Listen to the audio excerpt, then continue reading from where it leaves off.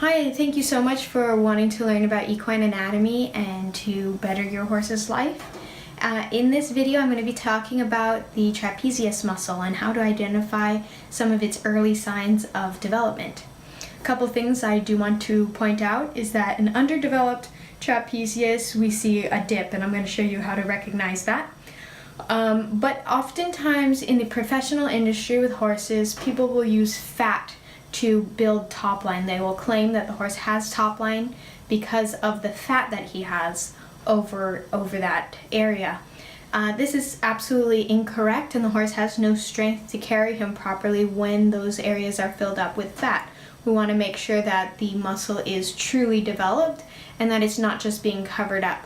I grew up showing halter horses, and this was a very common practice to see because it's desirable that the horse has a beautiful outline, and a quick way to do that is to give them fatty feeds and to build that up using the fat.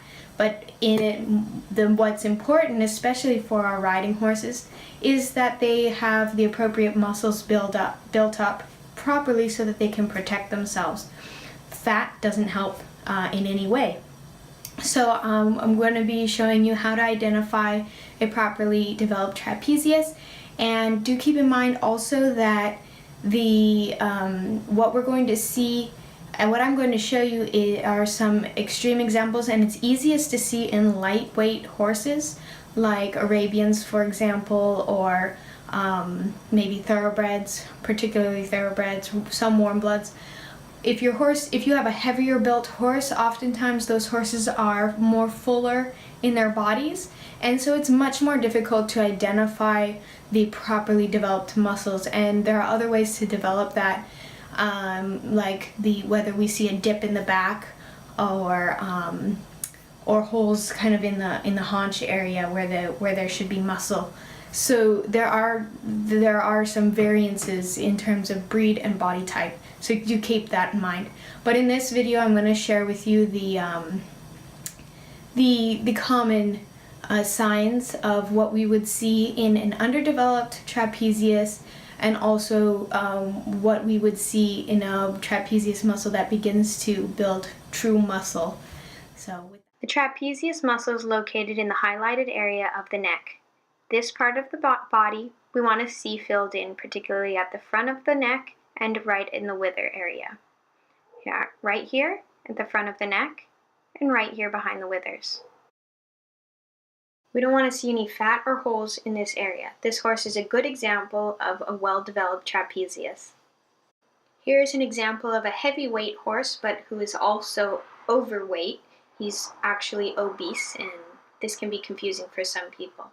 And here's an example of a heavyweight horse, but is not obese, but also does not show any dip in front of the withers. However, we do see signs in his back and in his haunches that he is not properly developed.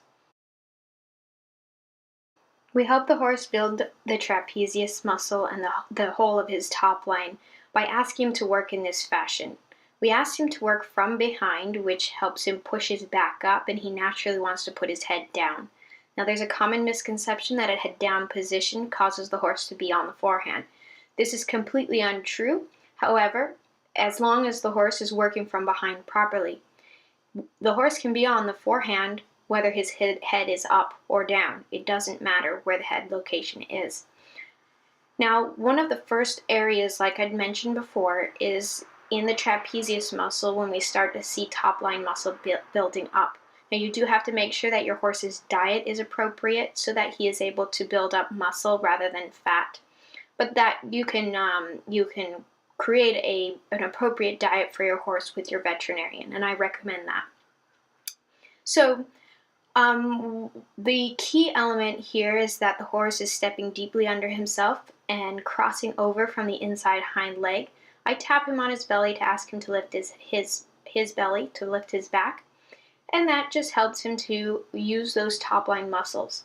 And that's going to strengthen the trapezius muscle in particular, which is the one that we're focusing on in this video. But it also will help him strengthen his back and his haunches. This all gives him strength to carry a rider safely, and it also gives him the mental stability to be calm and to avoid accidents or sudden behaviors that may create accidents. Here I have 4 examples of differently developed trapezius muscles. We have 2 Arabs, the 2 grays at the top, and then a Frisian down at the right-hand corner, and what I believe to be a quarter horse down in the left-hand corner. Now all of these trapezius muscles are underdeveloped, and we also have atrophy, which is on the underside of the neck, that bulge. We never want to see our horses looking like this. This means they're carrying themselves inappropriately.